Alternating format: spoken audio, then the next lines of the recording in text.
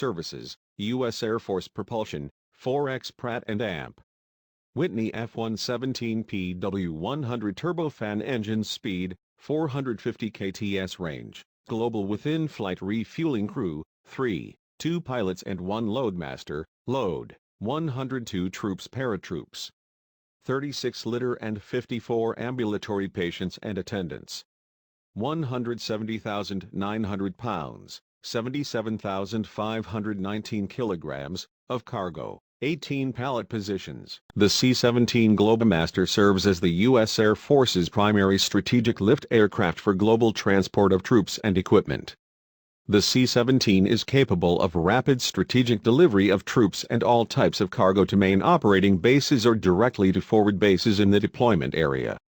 The aircraft can perform tactical airlift and airdrop missions and can transport litters and ambulatory patients during aeromedical evacuations when required.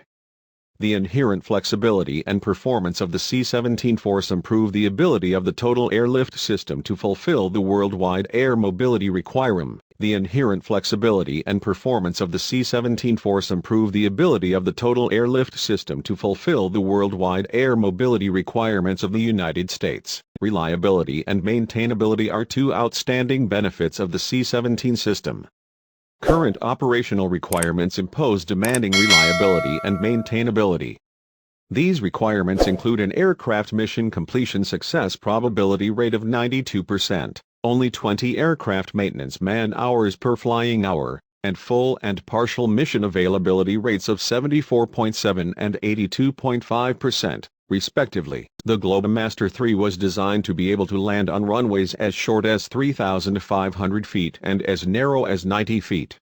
With engine thrust reversers, the C-17 can back up and turn around on very small runways and forward operating bases.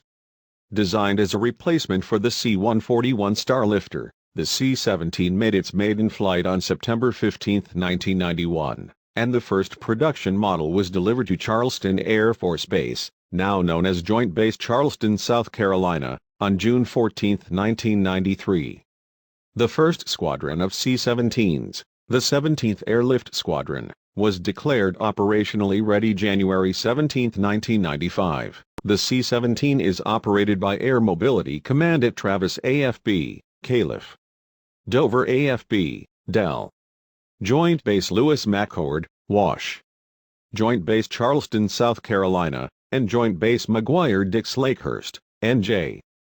The Air National Guard flies C-17s from the 172d Airlift Wing, Jackson, Mississippi, and the 105th Airlift Wing, Stewart ANGB, NY. Additionally, Air Force Materiel Command operates two C-17s at Edwards AFB, Calif, and Pacific Air Forces operates aircraft at Joint Base Elmendorf-Richardson, Alaska, and Joint Base Pearl Harbor-Hickam, Hawaii. The Air Force Reserve Command operates aircraft at March Air Reserve Base, Calif, and Wright-Patterson AFB, Ohio.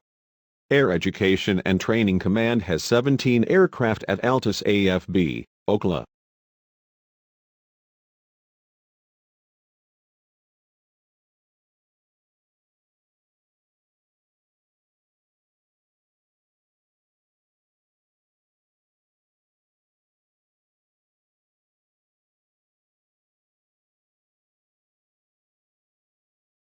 A C-17 can take off from the United States, fly straight to its objective in Afghanistan, then land on a 3,000-foot unimproved runway, company officials say.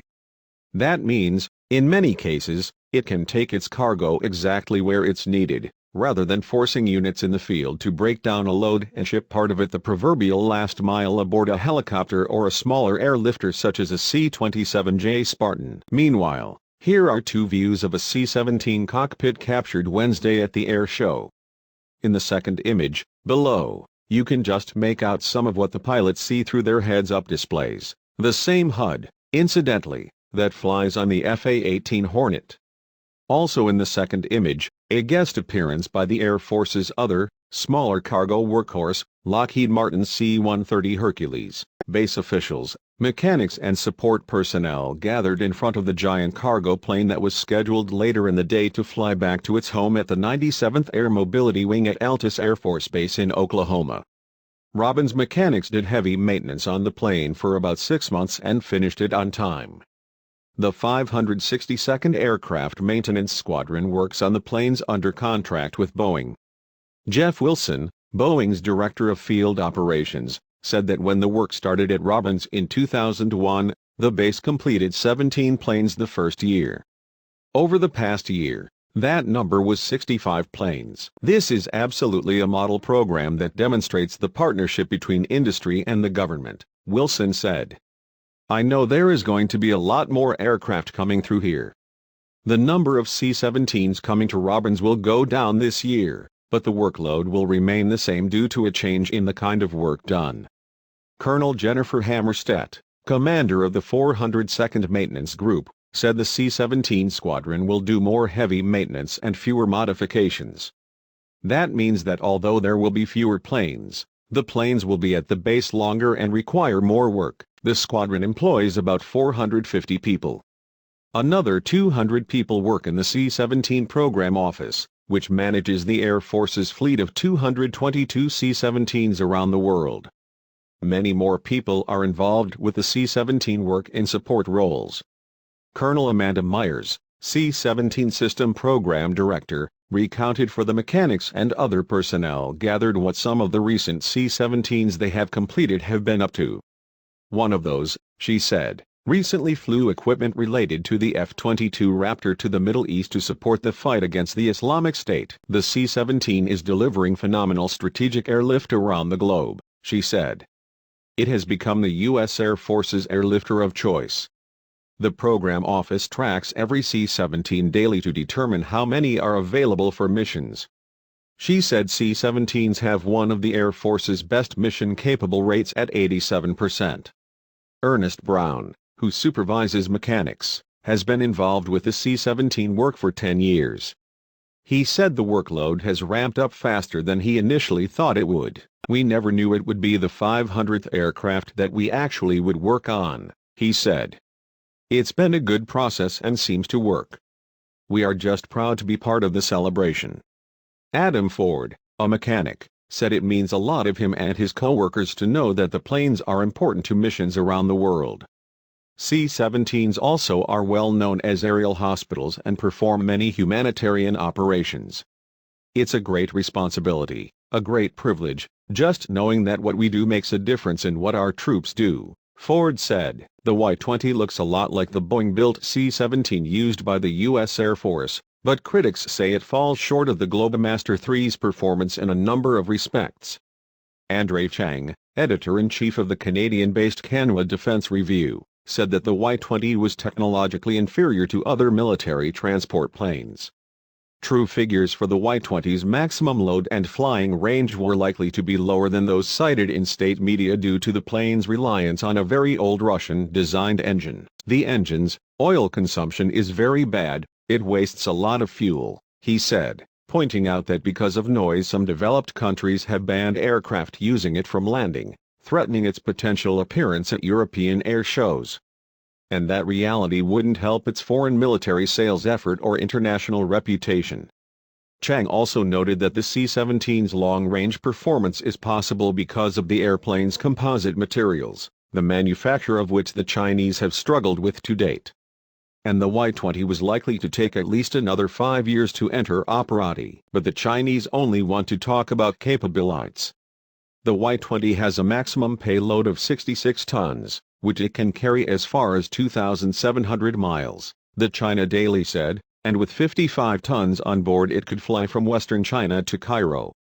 It is big enough to hold the heaviest tank used by China's army, the paper added, quoting a military expert as saying that the heavy air freighters will ensure that we are able to safeguard our interests overseas. The Y-20 also allows the Chinese to end their dependence on Russian-made Il-76s for their transport needs. Army testers accidentally dropped a Humvee from an Air Force C-17 Globemaster aircraft Wednesday, about a mile short of the intended drop zone on Fort Bragg, North Carolina. They were going in for a time on target on Sicily drop zone at 1 p.m., McCollum said.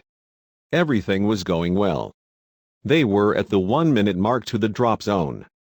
We don't know what happened, but the platform went out early and landed in a rural area. There was no one hurt. No private property was damaged. The incident, which is under investigation, follows a similar airborne mishap that occurred in April 2016 when 3 separate Humvees came loose from their heavy drop platforms and crashed onto a designated drop zone in Germany. For his role in the incident, Sergeant John Skipper was found guilty in May of 3 counts of destroying military property and 1 of lying during the investigation, according to Army Times.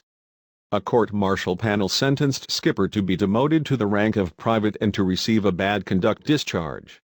In today's accident, the C-17 was flying at 1,500 feet during the heavy drop test, McCollum said. Basically what takes place is a heavy drop pallet is inside the aircraft and by this time the doors have already been opened, he said, explaining that a pilot parachute pulls the platform out of the aircraft and 3 heavy drop parachutes then open. Everything worked as it was supposed to, except it went out early.